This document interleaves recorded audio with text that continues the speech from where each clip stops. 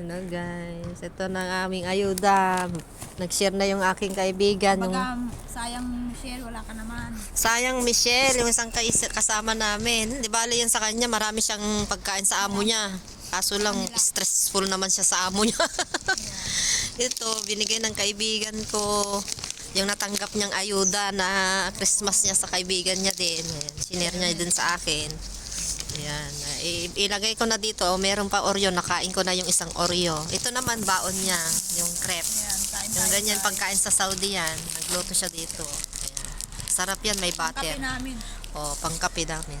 Yan baon niya. Niluto niya kahapon. Ito yung bigay niya. Nag-share niya sa akin yung mga ano niya natanggap niya. O.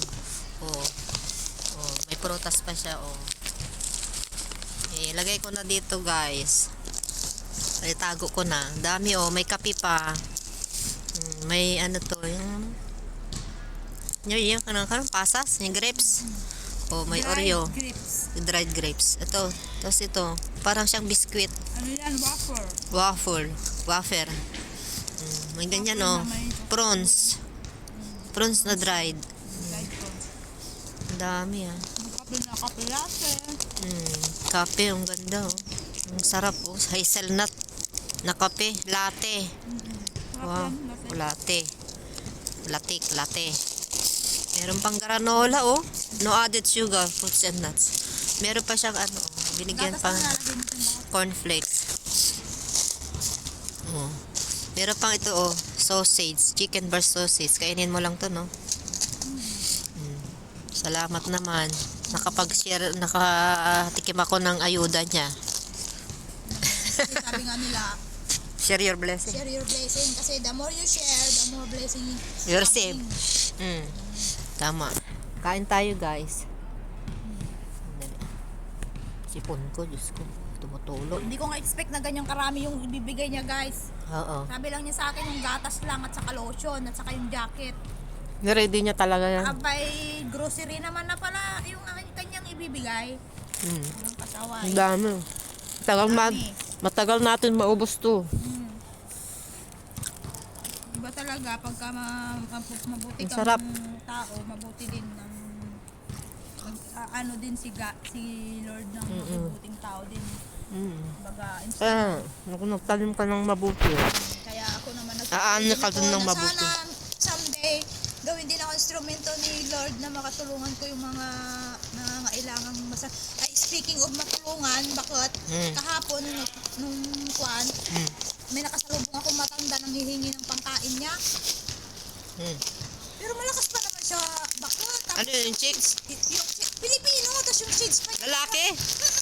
Di ba wala siyang trabaho? Wala niya daw siya ng trabaho kasi lagi siyang musician daw dito. Anong binigay mo? Tapos sabi ko, Musician? Tapos sabi ko, bakit hindi po kayo nagpunta ng embahada po natin, humingi ng tulong? Embassy. Kasi para hindi po kayo nahihirapan na ganito na maghingi-hingi na lang na yung parang namamalimos na po Parang kayo sabi. niyan, sabi ko. Sabi niya, punta na ako doon sabi niya, binigyan daw siya ng isang lot na binabayaran nila buwan na pang niya, yung bahay niya. Sabi ko, wala po ba kayong Pero wala siyang pagkain. wala po ba kayong kamag-anak dito? Sabi ko ganun. Oo. Sabi niya, wala, nag-iisa lang daw siya. Sabi ko, bakit Pati di ba umuwi? Kaya ngayon nga sabi ko, umuwi na lang po kayo sa Pinas. Sabi ko, buti Sa kamag-anak niya, sa mga anak niya. Hinuhuli dito na, nag-stay kayo dito na wala namang po kayong trabaho. Oo. Sabi kong ganun. Either nanluloko man siya o hindi, pero binigyan ko pa rin siya ng pera. Ng pera. Nung binigyan ko siya ng pera, di sabi good pa yun. naman niya sa akin na kulang pa daw yun. Naghahanap pa siya.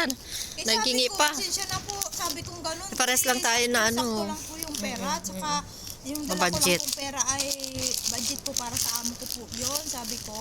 Pang market. Pang market ko po ito, sabi kong ganun. Kaya, sabi kong ganun. Dapat umuwi na lang.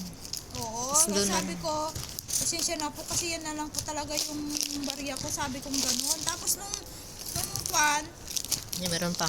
nung balikan ko sana dahil ito kasi ayaw naman niya ng ganyan. Ayaw na, gusto niya pera. Gusto niya pera, sabi ko. Kunti lang naman sahod natin. Ano lang talaga ako dun sa sinabi niya nung inabot ko yung pera na sinabi niyang kulang pa, di ba? Dapat mag-thank you na lang siya, hindi yung Hindi ako nakatanggap Nagreklamo pa. hindi ako nakatanggap ng thank you doon. Ang sinabi niya sa akin is kulang pa daw yung binigay ko. Sabi ko ganun. Kaya sabi ko na lang, oh my God,